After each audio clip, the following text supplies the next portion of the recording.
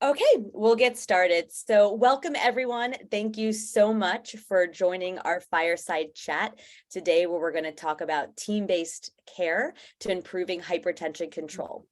If you're new to the roundtable, welcome. I encourage you and invite you to sign up as a member, where you can get newsletters and learn more about some of the other fireside chats that we're doing, learn about some manuscripts that we're going to be publishing, as well as some other fun events throughout the year. So if you're not yet a member of the roundtable, again, if you're interested, feel free to put it in the chat box. We can add you to the newsletter and add you to our distribution list. The roundtable, for those who are not as familiar, is a coalition of organizations that are all working towards improving hypertension control. So we have a variety of members, all the way from the private sector to academia and university, who collectively come together to address some significant hot topics around how do we truly systemically improve hypertension control, and particularly around addressing the inequities that I know all of you face and see every day in the work that you do. I want to thank the steering committee members in helping to identify and secure our wonderful panel today. With that, I also want to acknowledge that while we're talking about team-based care, there are many other healthcare professionals that are part of the team-based care approach. So while we'll be talking to a community health worker, a registered dietitian, and a pharmacist, I want to recognize that that is not the only team members that are part of the overall approach. So we know that there are many other healthcare professionals that are working towards achieving hypertension control within their own healthcare systems and communities. So with that, I would like to invite our speakers or our panelists up to our fireside chat. So grab your cup of coffee or your hot cup of tea and join us. If you have any questions, this is not meant to be formal, so please feel free to type it in the chat box. We will be monitoring it throughout the fireside chat. And we encourage you to ask questions and share some of the wonderful programs that you are all doing, or some of the research that you may have been a part of around team-based healthcare. So with that, I'd like to invite Beverly Kuznicki, who works at the University of Michigan Health. She has over 30 years of experience as a registered dietitian, an exercise physiologist in cardiology and lipid management. In addition to being a practicing RDN in Health's cardiology specialty clinic, she holds a RDN leadership role for Health's outpatient cardiology nutrition team, overseeing nutrition care for lipid, metabolic fitness, and cardiac rehabilitation programs. Under her leadership, she has helped to implement a virtual group visit nutrition care model for both preventive and chronic disease management approaches to nutrition care, including caring for patients with hypertension. This virtual group visit nutrition care model is actually being utilized by Health outpatient team of over 50 RDNs. She worked at Michigan Heart for 20 years and has led, before her time at Health, she worked at Michigan Heart for 20 years and has led a role in the implementation of the first pre-American intensive cardiac rehab program in Michigan. Welcome, Bev. And Diane, if you can spotlight her, that would be great. Thank you. Victoria Adewumi is an equity communicator and network leader supporting place-based interventions for community health and well-being. Victoria works as the community liaison and a community health worker for the City of Manchester and New Hampshire Health Department. As part of the first wave of trained community health workers in the state of New Hampshire, Victoria has more than 10 years of experience in facilitating better health outcomes for historically marginalized populations. She's experienced in coalition building across sectors, leading grassroots community-based nonprofits, strategic planning, creation of community health improvement plans, and curriculum development and delivery of topics related to DEI and health equity in higher education, law enforcement, and public health settings. She also has experience in community organizing, community-based participatory research, community health working program evaluation, and popular education methodology. She holds a Bachelor and Master of Arts in Political Science from the University of New Hampshire. In 2020, she was chosen as a Bloomberg Fellow of Adolescent Health by the Johns Hopkins Bloomberg School of Public Health, and is currently pursuing a Master of Public Health at Johns Hopkins. Welcome, Victoria. Joseph Saseen is Associate Director for Clinical Affairs and Professor of Clinical Pharmacy and a Professor of Family Medicine at the University of Colorado Anschutz Medical Campus. He has responsibilities for enhancing the school's clinical enterprise, further developing sustainable clinical service models, and advocating for advancing the practice of pharmacy in Colorado. He practices at the University of Colorado Health System as a clinical pharmacist and focuses on cardiovascular risk reduction and population health. Dr. Saseen is a member of the AHA/AMA Target BP Advisory Group and is the immediate past president of the National Lipid Association. Thank you, Dr. Saseen. Thank you. Okay. So I want to start off with just going around asking some questions. And I know the four of us had a chance to talk prior to this fireside chat. But Bev, you have been practicing. Sorry to interrupt you. Can you make me a co-host so I can spotlight our speakers? Of course I can. Okay. Thank you so much. I'm sorry to interrupt your thought. Yes, of course. No problem. So Bev, you have been a practicing RD for many years. Can you tell us from your own experience the value that RDs bring to helping patients who have been diagnosed with hypertension? Yeah, well, thank you first for giving me the opportunity to speak today. I really appreciate it. And as you mentioned, I do have over 30 years of experience as a RD. And so I might be just a little bit biased in my response here, but I do believe the dietitian really does bring value to almost any diagnosis. When you think about food and the food choices we make multiple times a day, there really is an opportunity, especially with hypertension, when you think about the lifestyle factors here. So we've got, the DASH eating pattern, sodium, physical activity, alcohol. In this situation, the dietitian has the expertise to really highlight all those issues.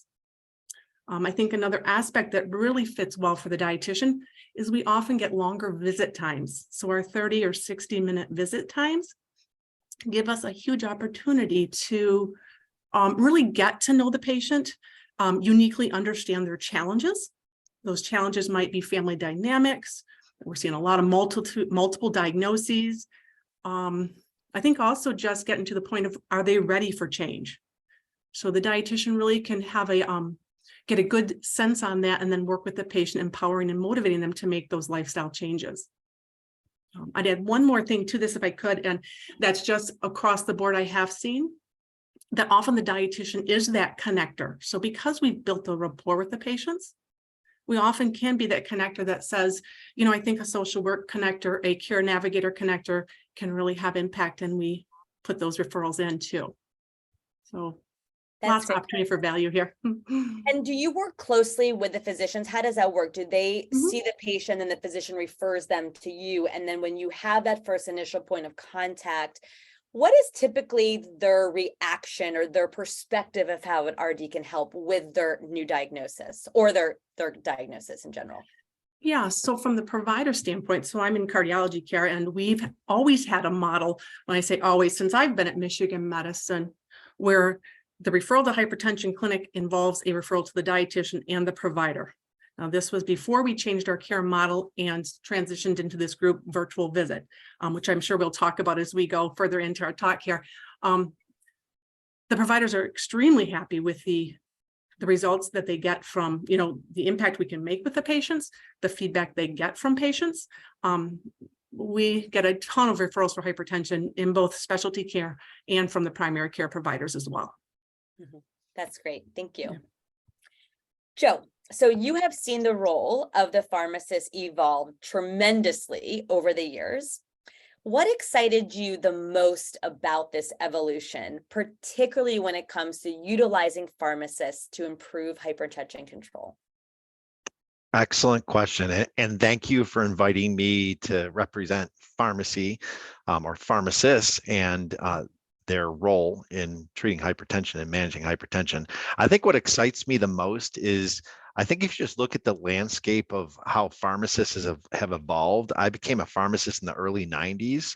And at that time, the standard was that most pharmacists were bachelor trained pharmacists, and they worked in pharmacies or in hospitals and focused their attention on product distribution and and dispensing of medications. But the standards have changed, and right in 1999 is when our accreditors stated that every pharmacist that was going to graduate there forward had to be at the doctorate level of training. So I went back, went right into, after becoming a bachelor pharmacist and working in a pharmacy, into a doctor of pharmacy program. And that's now the standard of care. Other professions have done this too. It's like physical therapy is now this way, and then other clinical professions have also. But you got to ask, why was that actually happening? And I think it was recognizing that while drug distribution is important, it's more important to actually be able to optimize medication use. So this evolution of pharmacy as a profession into the clinical realm and being clinical pharmacists really is intended to help our patients, use medications in a better manner. And that's everything from not just taking them the right way, but also being prescribed the appropriate types of medicines, and also, doses and titrating and getting the goal. So that evolution of over the past years is what has excited me, because it opens the door for an opportunity. I remember when I was working as a pharmacist, and I was in a managed care organization. And when I went back to get my doctorate, I had to make a decision. Do I want to be a clinician in a hospital, or do I want to be a researcher? And at that point, not many pharmacists worked in what we call ambulatory care with chronic diseases. And I thought to myself, I saw that there was a great opportunity, because what I saw was just people that were on medicines, but they weren't always the right ones, and they were taking them forever. It's one thing to have that happen in a hospital where a lot of people are looking at you in a very intense manner to get you out of the hospital. But on an ongoing basis, there was a gap in really sort of people critically looking at medicines and making sure that they are used appropriately and titrated appropriately. So what excites me now at this point is that, we've accepted that clinical pharmacists are the standard of care now. That's what we graduate. I work for a school of pharmacy, and we've been training people to use their skills for many years. They even do advanced residency training. But when it comes to hypertension control, I'm befuddled at this sort of phenomenon. This is not a new disease. The drugs are old drugs that are affordable. And I say affordable, recognizing that some people, even a generic copay can be challenging. But in general, we're not dealing with drugs that are $500 a month like we do with some other diseases.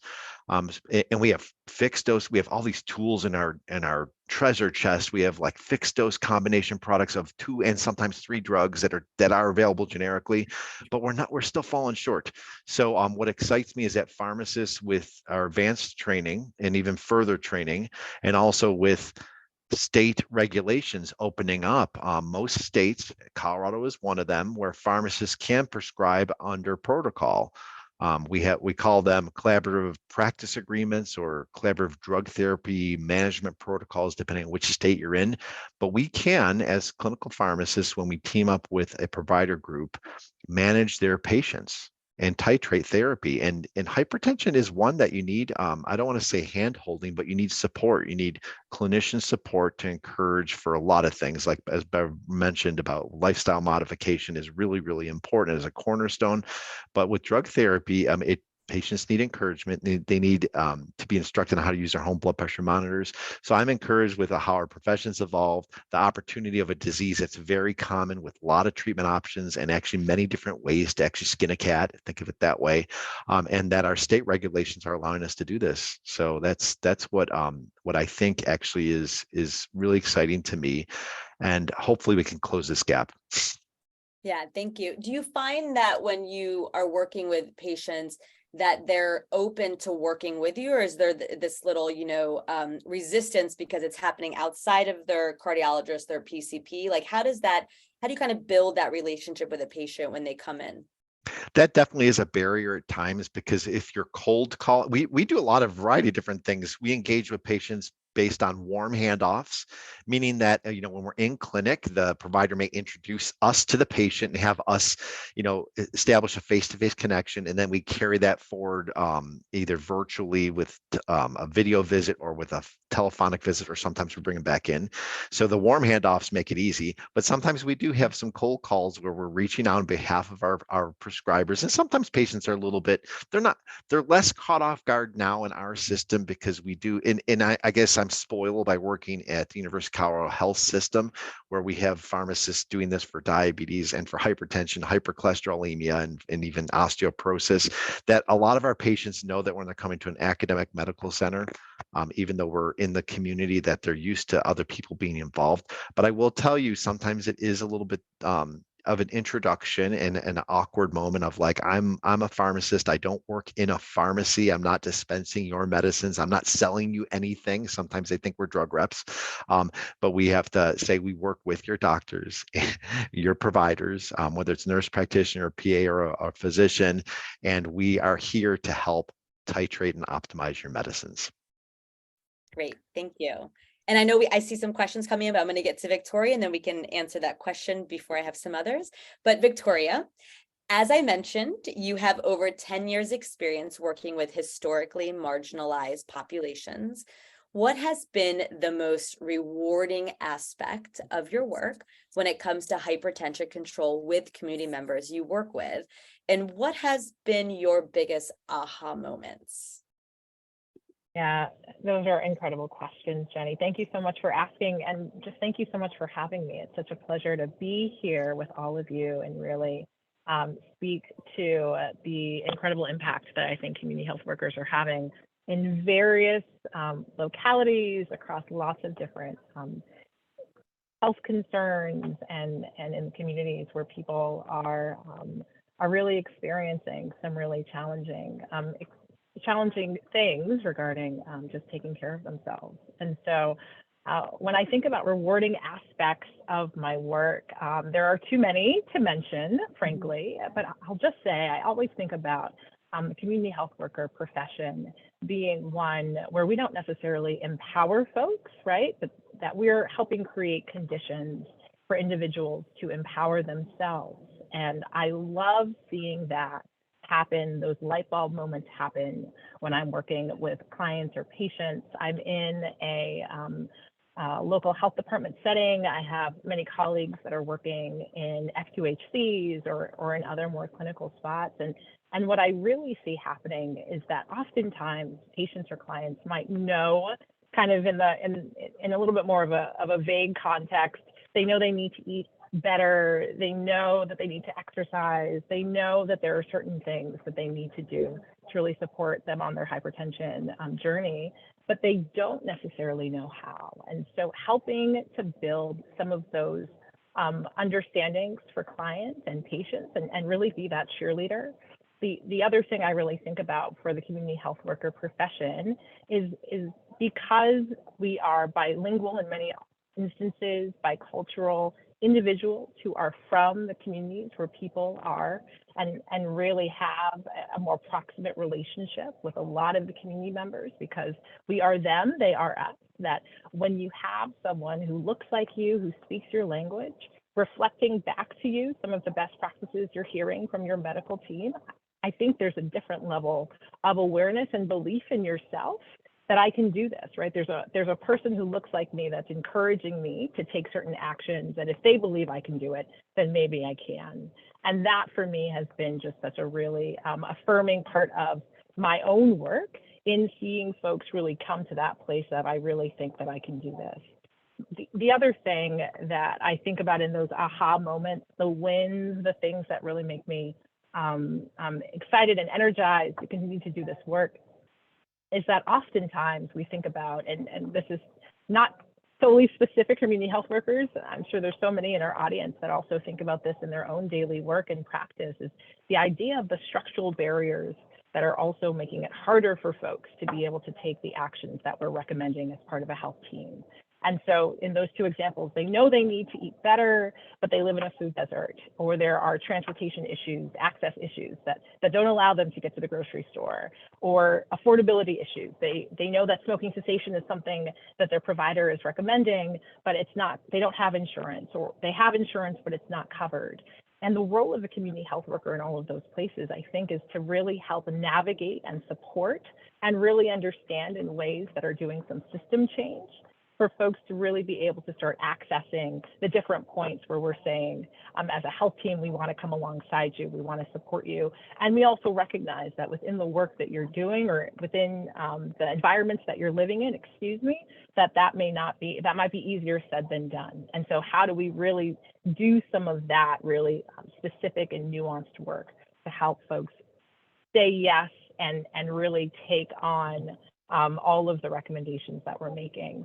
And I think that really is a aha moment for me. It makes me think that as I am continuing to work with patients and clients every single day, that and colleagues that are also doing that same work, that there are lots of great opportunities, I think, for us to build out different ways to support our clients in ways that are supportive and really make sure that they're able to achieve their most optimal health. Thank you for that. And I love what you said is creating the conditions to empower the people that you're serving. I think that's so important for us to think about, is helping to create those conditions and not just forcing it on someone. For those who may not be familiar, Victoria, can you provide a little bit of insight as to how do you connect with those people? Is it coming from the state? Is it coming from Medicaid? Is it coming from Medicare? How do you know what individuals to connect to or reach out to in your communities? It's a fantastic question. It's all of the above, Jenny. I'll say that oftentimes it's a clinician referral, right? So it's someone who's getting referred either from their provider directly. However, there's a whole lot of self-referrals. And something that might be unique to my own location is that we are proactive in seeking out folks, right? So we may not necessarily wait for a referral to come in, but we're going into environments and talking with community members, especially in sort of high-risk populations that we know that the likelihood, unfortunately, is that they may have this diagnosis, and really trying to help support them. I did and continue to support chronic disease management courses, those types of interventions to really help folks make sure they're getting the supports they need. I think there also have been some level of Medicaid referrals, but it's not as common for my specific environment. It really is either a clinician sort of connecting me with a client, with a patient, or in a more proactive way, I'm attending community events. I am hanging out in the lobby of a practice, and as folks are coming out, just sort of saying, hey, there's a wide range of supports that we can offer you, and really building that relationship. I love what Beverly said, that so much of this work happens through relationship, and folks really trusting that you're for them, that they believe that the recommendations you make are in their best interest. And that happens. It may not necessarily be, hello, I'm here to help you. It really might just be trying to make connections a little bit more informally. And then from there, winning trust that really opens the door for folks to invite you in to supporting them on supporting them around hypertension and all of the other social conditions that we know can either support or hinder a successful, more optimal kind of health journey in that respect. Thank you for that. So I'm going to just address the elephant in the room, because we're already getting chats about this or posts about it in our chat. Let's talk about payment. I've talked to all of you about this before. We have some health insurers and payers who are part of this coalition, and we're working on a task force with them around, what they can do collectively, whether it's pushing for policy, reimbursement themselves in their own book of business. More to come on that for everyone who's listening. But I'm going to pose this to all of you, because I do think this is really important to talk about your own experience in your own healthcare systems or in your state. What is this payment look like? Who are you engaging with? How do you get adequate payment for the services that you're providing? And this is to all of you, if you don't mind sharing. Who do you want to start? Go ahead, Joe. You start, Bev. Okay. So as the question comes up often, cost is often the barrier for a dietitian appointment, I will say, and it had been for years. But in Michigan, we are very, very fortunate. We have a large suite of codes that are the payers reimburse us for incentive-based programs. So they're called we have the Provider Delivered Care Management Codes, or PDCM codes. So we're very fortunate. These do cover the the dietitians.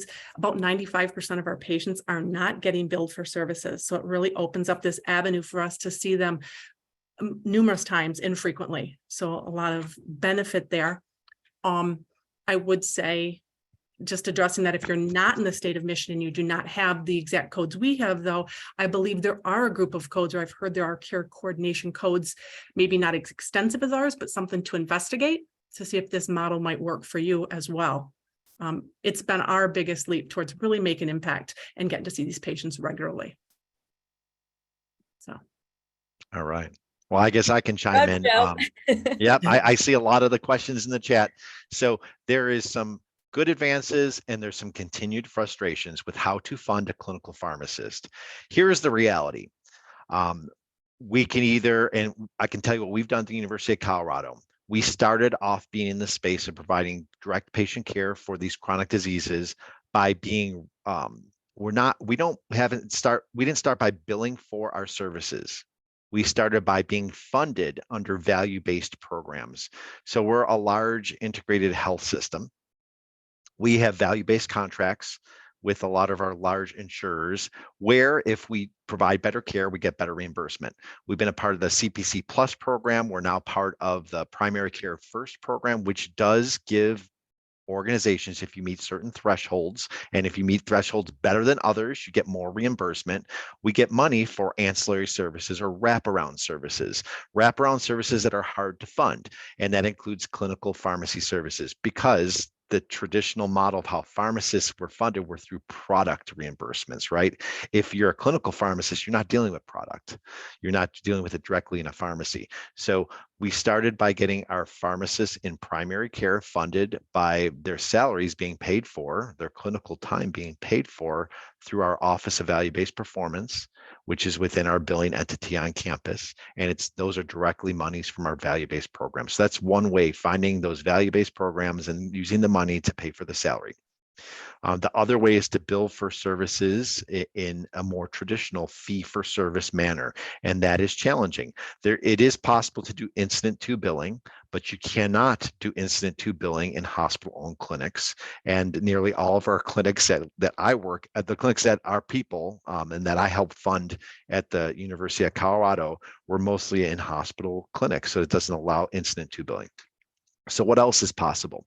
Well, we've had some advances just in our state in particular.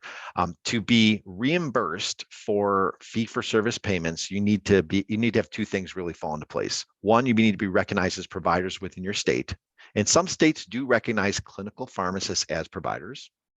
But that's not, we've had that for multiple years here, but we weren't able to bill under it because you need two things to happen.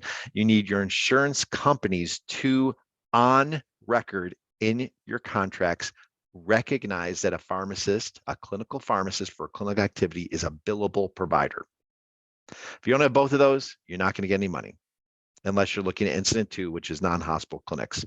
We passed actually a law in Colorado last year in 2022, and then we started phasing it in, and we're rolling it in now. So we're beyond our pilot phase, where state Medicaid recognized pharmacists as billable providers for activities that were pursuant to a collaborative practice agreement.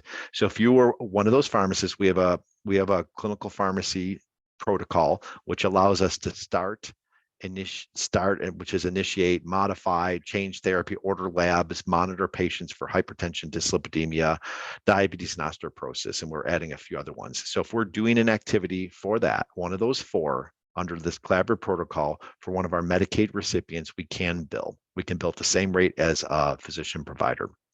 Most of it, I do want to add in there though, there's some complexities because you may not always be able to fully reimburse your salary if you do all of that. So because you get the best utility of maybe a clinical pharmacist, may be doing things in a more convenient manner for your patients. So using telephonic care and in virtual visits for a service which is focusing on very much on treating a disease, not diagnosing, but treating a specific disease and optimizing getting patients to goal. It is probably best to do that without having a patient come physically into a clinic. There may be a role of having somebody with a face-to-face visit initially, but a lot of the ongoing management that we do in titration is based on home measurements. It doesn't, in having a patient come in, especially during COVID, think about what it's like. People do not want to drive 10 miles and park and pay for gas and then pay a copay and then go in there and spend some of their time during a day when they're supposed to be working. So we've had, if you follow the model that's most successful for a clinical pharmacist who's titrating medicines, it really is best with telephonic or video visits. And so that's sort of what our experience has been. I do wish that someday CMS, if there's any CMS people on here, that you would recognize pharmacists as providers. I will also say, even though I've talked about, and then I'll let somebody else comment, even though I've talked a lot about clinical pharmacists, I want to just say, for the record, there's a big role for the community pharmacist that is dispensing the medicines to a patient to actually provide appropriate patient education. And you know, the world of, ever since COVID hit, it's not friendly being in a community pharmacy. It's a hard environment. It really is. There's a shortage of pharmacists. A lot of them do not enjoy that job for a variety of reasons, because of, you know, vaccination issues and people just having this high level of mis and disinformation and overt anger and hesitance towards a lot of things. So it's been really difficult. You may go to the pharmacy and see, oh, you know, they're short staffed and they're now taking a lunch break, which they never did traditionally. But what I want to get back to is the clinical act of counseling a patient on a chronic medicine, even if they're already on it, and encouraging them to continue to be adherent and managing their side effects is crucial and really important. And that simply is falling through the cracks because it doesn't get paid at all. Most pharmacies lose money by dispensing medicines because insurance companies don't reimburse at the rate that the pharmacies buy the drugs at. It's considered a free service, and the way pharmacies make money is through the front of the store, through selling cigarettes, terribly, and other things like candy and, you know, food and other things like that. So there is some global reform for funding clinical activities, but I do consider counseling chronic medicines is clinical, and it's something that is just not paid for by in the standard that we have in the United States. It's sort of embarrassing. And I think if that, because it's not just about working side by side with the patient, looking at their blood pressure values and titrating medicines, sometimes it's as basic as encouraging patients to be adherent with what they're prescribed. Thank you. Victoria?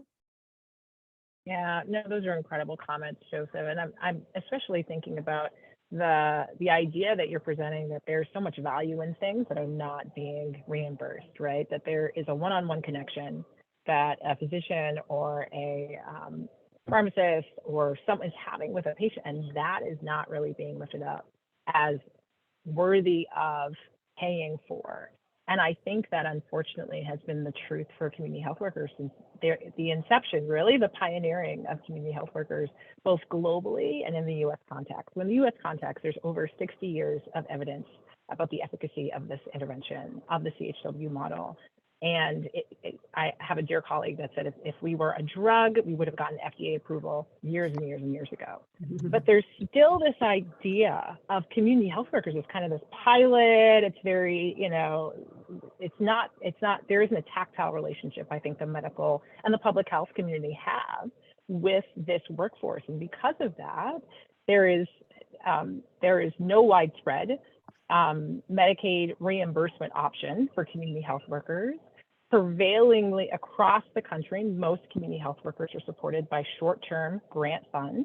So 3 to 5 years of, again, pilot funds where you start up a community health worker program, it goes great. And then at the end of those 5 years, those funds disappear. And that workforce that you've trained, that you've invested in, that have built amazing community ties disappears. And then you come back 3 years later and ask those same people to take the risk of trying to make a livelihood and support their families on funds that, again, may not be in existence 3 years from now. And so there's 7 states that have 11 to 15 waivers to actually reimburse for CHW services. But the rest of us, I don't live in one of those states. I know many people on this call may not be in one of those states either. Everyone else is very much having to piecemeal these funds. And I think that does 2 really detrimental things. The first is that it does not speak to the value of CHWs on the health team. because if they are valuable, they would be paid for. And they'd be paid equitable wages, which is also not the case. I'm in New England. The starting salary for a CHW is somewhere around $18.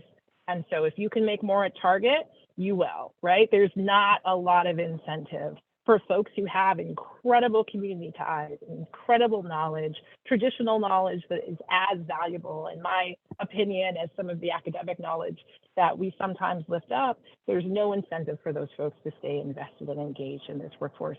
The second thing is that it also, I think, becomes hard on the client side, on the patient side, that when you've got clients and patients that are building relationships with this community health worker and then they are not able to be there a month from now, 2 months from now, 10 months from now, that also speaks to some distrust with it for the entire medical community.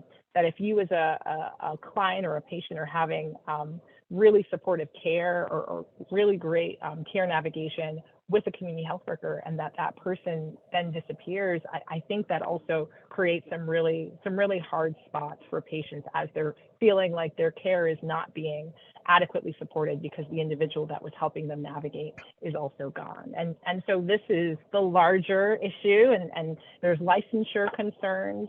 There is no sort of widespread CHW licensure certification. Many states have started that process, but it's not widespread yet. And so all of these sort of speak to ways that we frankly need to do a better job. And I'm speaking of my own community in my own state, my own local context, of how we can make sure that community health workers are supported and resourced over the long haul. So I'll stop there. Yeah, and I just feel, at the end of the day, it's the patient who loses. The unintended consequence of a fragmented healthcare system, what all of you just described, is the patient loses, right? Like, ultimately, we want to create a healthy, community. We want healthy individuals, but having to navigate through the disruptions, where they see a community health worker, then that's taken away from them, that, an RD and it's taken away from them. There's just no consistency involved at all. And it's really unfortunate that the patient's ultimately the one who loses out on that continuum of care. So I have another question, and then I know there was a question specific about pharmacists, and then I have more questions, but to tie this all up, as I just mentioned, we do have payers that are part of this coalition, and I do work with some of them on a task force. Again, it's in the very beginning stages of what we can collectively do together as a group. For anyone out there that's either attending live or later when they're hearing the recorded version, for a person who's working for a healthcare system or even an actual payer, what would be your biggest takeaway or message to them be in terms of payment and the value that you all can bring to the table? Contribute to the solution, not the problem. And contributing to the solution is empowering people and paying them appropriately for real services. And I consider any, and I'll come back to this with some of the other questions, any pharmacist, social worker, dietitian that works with a patient is considered a clinical person. So appreciate them and allow them to help Americans. Thank you, Joe. Very good. Very well said.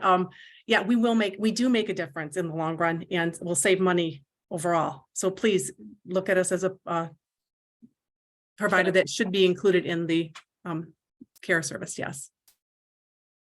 Ditto. There's yes, like amens and affirmations. And also, I think the only thing I could add is that I think specific for community health workers, that they are often most effective in the environments where patients feel most comfortable.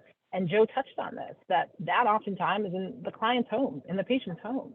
And so I think there oftentimes is this desire to bring everything within the hospital environment or the clinical environment. And so really giving community health workers and other roles the freedom to be most effective in the environment where health happens, which is oftentimes in the community, in homes, in schools, in neighborhoods, and making sure that that's also prioritized as we're thinking about ways to reimburse and to support these roles. Absolutely. I've said this to you three before, and I say this a lot to everybody I talk to, is it doesn't just happen within the four walls of the exam room. There's so much care that happens outside of that. It's particularly for a chronic condition such as hypertension, right? We can't just rely on that one visit a year or every 6 months. It's what happens the rest of those 360 days of a year. If you see a physician 4 days or 5 days. So, okay. So I have another question for you. And I know we have some questions in the chat box, but can any of you share your biggest wins or a specific story that confirm the work that you are doing is making an impact? It can be a personal story, it could be a win. It's open to all of you to answer. I would like to share just our group classes, give you some information on how those have been. I would say a win across the board from the outcomes we're seeing with our patients and from the RD standpoint as well. So we are doing, as Joe said, the virtual education, which is, post-COVID, really an opportune time, a way to catch patients. We can even take them to their pantry to look and do a little bit of education that way. But because we get so many hypertension referrals, we changed our care model to be a group class. So anybody referred from our primary care or our cardiology specialty group goes directly into this group class. It's a 3-part series class led by the dietitian. We can hold 8 participants per class. And some of the wins we're seeing with this is that the aspect that, we've reduced wait times. We're getting the tools into the patient's hands right after seeing their provider. So, really you're thinking about, we're augmenting what they're getting told. They're hearing it now versus waiting 2 or 3 months out. Victoria mentioned about, just talking to someone that looks like me, that speaks like me, hearing other patients online, they hear their struggles. They hear their questions. And so that interactive, not just the dietitian speaking, but the other patients has impact and is valuable. I think the fact that it's a 3-part series has impact too, because not only are we saying, yes, this is something we want to work on, help you set lifestyle changes on, but it is a, it's an ongoing lifestyle change we're looking for. Let's continue to work together and make this team. And we've gotten some very positive feedback from patients saying, I wasn't looking forward to the class, but I found it extremely useful. Or there was a lot of tools and I appreciated that they didn't come at me all at once. They were given to me in small pieces so I could gradually work on them. So those are some of the real wins we've seen with our group classes. And we've done them beyond just hypertension, but that is one area that's been very successful for us. That's great. Thank you. Joe or Victoria, do you want to share any personal stories? Yeah, I'll share 2 quick wins. Victoria, you want to go? Oh, no, you please. Okay, 2 quick wins. One is our population health team. So within the University of Colorado, we have pharmacists embedded in clinics that are part of the population health collective clinical team that we have here. We have targeted hypertension and diabetes as far as identifying patients who are not at goal, and we have proactively enrolled them in our collaborative protocol agreements. We've cared for them, we've got them to goal, and we've moved our numbers. So locally within our system, we've actually increased hypertension control, and it does allow us to get more money to fund our people. But we're proud of that. We've actually summarized some of those findings to help with our sustainability. The second win that I want to have, I do work for the School of Pharmacy as a professor, and we have, and I do want to comment this later, the community-based programs that we have, meaning intervention programs in a community pharmacy, thinking about the space where people are and where they go. Many people have access to a community pharmacy.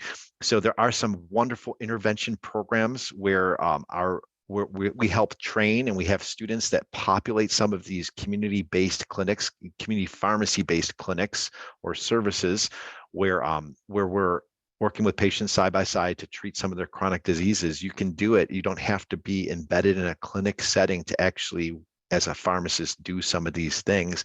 And there's some incredible literature to support this, but that's one of our other wins that we have. Great, thank you. Victoria? Thank you for bearing with me as I struggle to get off of mute. And the place-based interventions always have just a really dear place in my heart that I think that is, if not the most effective, one of the most effective ways of actually helping to facilitate the health of populations. And when I think about wins for community health workers, and in my own experience, folks aren't, and I'm sure this is true of Bev and Joseph, folks aren't coming and just having a hypertension diagnosis.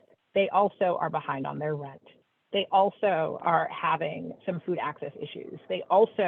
There could be even a domestic violence situation. There's so many other things that are coming at individuals that clients and patients are dealing with.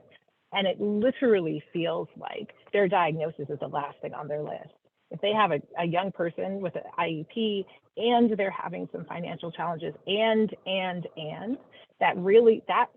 they're taking care of themselves is often the first thing to go, frankly. And so I think of the big wins for me have really been able to sort of sit down with clients and build the plan of how are we going to address all of the other things that are happening in your life so that you can prioritize healthy eating, so you can do some of the lifestyle interventions, you can do some of the exercise interventions that folks are asking you to do.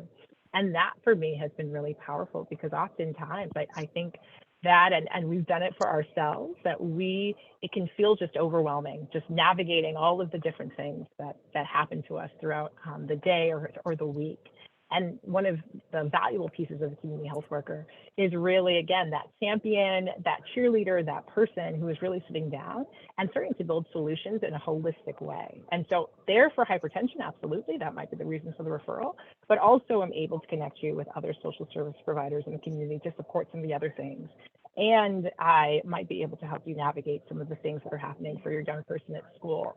And really thinking about the holistic plan for an individual, so the health piece, the hypertension piece, can come back to the forefront. So for me, that has definitely been sort of the aha, exciting moments that keep me going.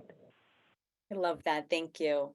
And it must feel so comforting for them that their voices are actually heard. And like it's somebody that actually takes a deep breath with them and says, we got this. I can help you navigate this. Because I feel like for a lot of people, it can be so overwhelming when they're struggling with so many things. And what you said is so right about they're not even thinking about hypertension right now. They're thinking about how to get food on their table for their children or paying their rent. And just having someone like you be their advocate and their champion, it probably means the world to them. So thank you for the work that you're doing. I'm sure it's so incredible. And if I can just say, now I'm like taking that as such an affirmation. Thank you so much, Jenny. That's so powerful. And I just had to add in what you're saying that oftentimes our clients know what they need to do, that it's not like a surprise that these are the things we're asking them. They know, but they're not able for whatever reason. I think I said this earlier. And so really helping them what are the steps to actually get there? We know what does healthy eating look like for you, and what are the small steps? And none of this is rocket science, and none of this is beyond the scope or understanding of the folks we're dealing with. These are incredible, powerful, amazing patients and clients that just need, as you're mentioning, sort of that person who believes in them and can help them figure out how to get from A to B. So thank you so much, Jenny. That's right. Oh, I love that so much. Thank you for sharing.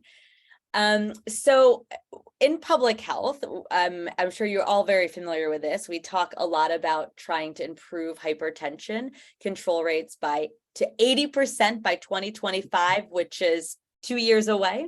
I know that's a big audacious goal that we have in public health.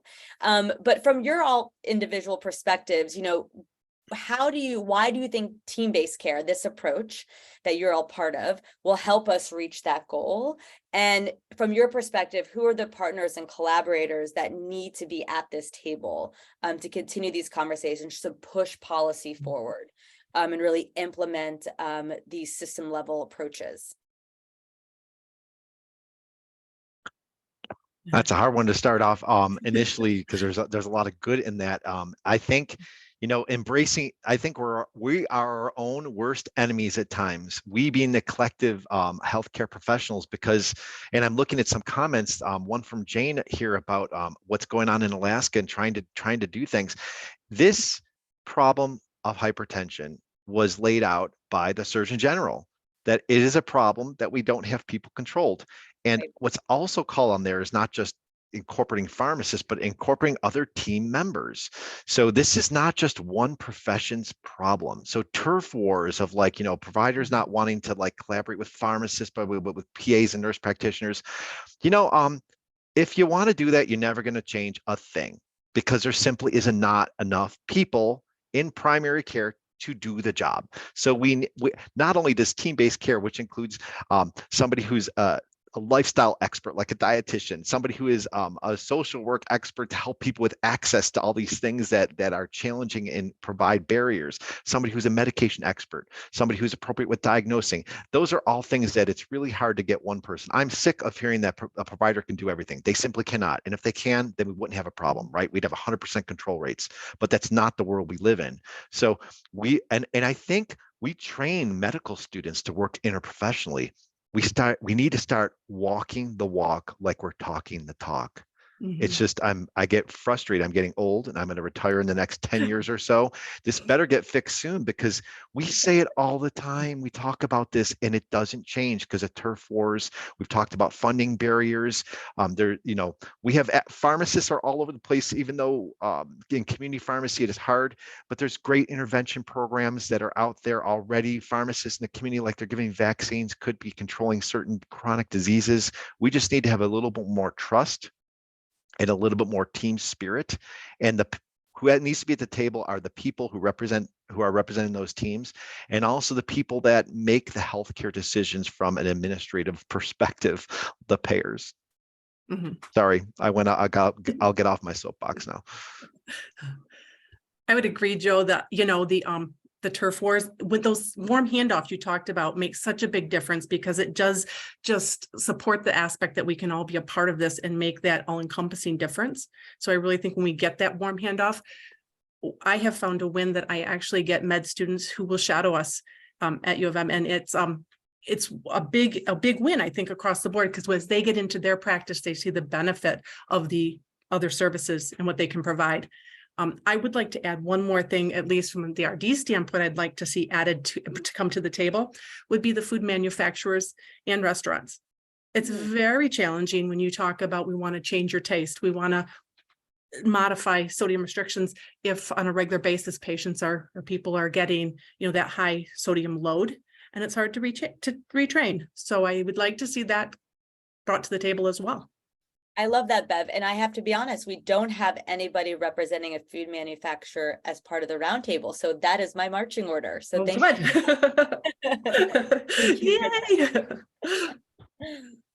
Yay. Victoria, anything to add? And then So go ahead, Victoria. Then I have a question coming in from the chat box.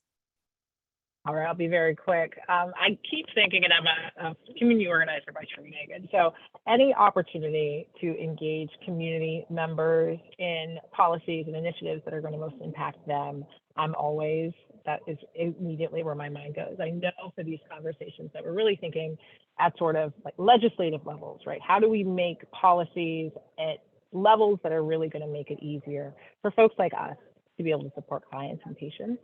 And I'm always thinking, are there ways to engage communities in that conversation? And so even something as simple as focus groups or other mechanisms to just understand from communities, where do they feel like the gaps are, right? Like do they even know who's on their health team? Do they understand what that, or how can there be just a better facilitation of folks really feeling like they're receiving the comprehensive support they know they need? And that, to me, I think there's an education piece there. But again, I'm always looking for opportunities for that to be at the forefront. So I don't know if that's helpful, Jenny, but that's where my mind goes. It is. Thank you. So I think we have time for one more question. And Diane from the CDC sent me a question for us to address. And I think this came in from someone else. So apologies. It's hard for me to keep tabs of the chat box. But somebody posted that finding providers, they are finding that providers are not comfortable consulting pharmacists, but having PAs and RNs do the med management instead. Are there any thoughts on how to encourage greater integration of pharmacists into the primary care arena? I think that's probably to you, Joe. Sure. Evan, Victoria, you're welcome to answer that too. But and it's not completely novel. There are pharmacists that are in community-based settings that have hypertension services and even diabetes services that control diseases, and it's been well incorporated into the clinic setting too. Even if you look at, Kaiser Permanente, they have pharmacists that are embedded as clinical pharmacists as a routine. And they've been doing this for years. I used to work at Kaiser in the late 90s, and it was the status back then, and it currently still is. So I guess my answer to that is, You don't have to look far if you do a literature search. It's all over the place. There's a PharmD by the name of Barry Carter who has published an awful lot on using pharmacists as a member of the healthcare team, both in the community setting and in the clinic setting, showing that goal rates go up. And a matter of fact, some of them have compared that to usual care, showing that the pharmacist's intervention was better than usual care. And that's not to say that pharmacists do it better. It's just that when you compare a specific intervention program to usual care, people fall through the cracks. So it's the thing I'll say is we're not trying to take anybody's piece of the pie. We're trying to take the piece of the pie that nobody touches.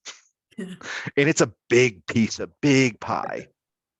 And I'll say we're so lucky that we have Hattie Reese and Steve Chen and many others that are on this call. Steve is one of our steering committee members, and they do a lot of work in Southern California and California in general around the California Right Meds Collaborative, which is all about utilizing pharmacists. LA Healthcare Plan is part of that. Blue Shield California is part of that. So we're seeing some of that here in California, which is so promising, but agree, like, we need to scale this up. So a couple of key takeaways before we end. And again, thank you to all the wonderful speakers today. Some things that I was jotting down as you were all talking is hypertension is not a new disease. We all know this, but it's not a new disease. We talked about creating conditions that empower individuals, eliminating turf wars, making that connection to that patient, advocating and being that patient's champion, knowing that they might be struggling with other issues within the home and in their communities. And the other thing I think was interesting that we touched quickly on, but it's important post-COVID, is that virtual visits work, and they seem to be incredibly impactful from what you all said. So also to consider that. My takeaways is we need to get the RDs and community health workers on our steering committee. We have lots of pharmacists on our steering committee, which is essentially our leadership board, but would love to see the Academy of Nutrition Dietetics, Community Health Workers Association really take a more leadership role, because we can't do this without you. So thank you all so much for taking the time to talk with us today. I hope everyone out there in our virtual fireside chat found it as invaluable as I did to really hear from them. I know that you probably all will be available if anybody has additional follow-up questions specific to the three of you and your own perspectives. But again, we can't do this work alone. We really have to work together and break those silos, eliminate those turf wars, and really come together if we're truly going to see sustainable change in our communities. So thank you all. This was a fantastic fireside chat. I hope everybody has a wonderful day. Look for information for our next fireside chat, which will be on brain health and hypertension, where we're going to talk about the effects hypertension has on Alzheimer's and dementia. That'll happen in March. So I hope everyone has a wonderful rest of your day, and remember to wear red for Heart Health Month. And I look forward to seeing you all in our future meetings. So thank you, everyone. Thank you. Thanks. Thank you.